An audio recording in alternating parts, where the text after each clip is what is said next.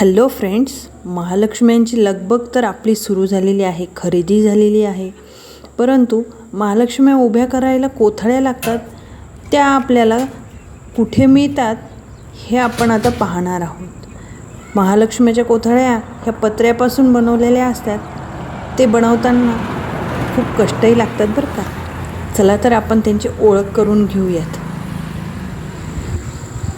नमस्कार जालना रसिकांनो, मी बाबू एकनाथ धुत्रे, राहणार भट्टा तालुका वसमत, जिल्हा हिंगोली.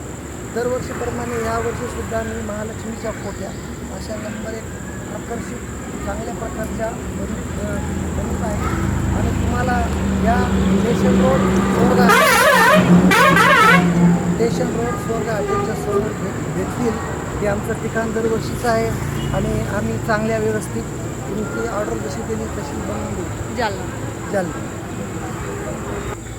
नक्की यायचं हां कोथळ्या घ्यायला.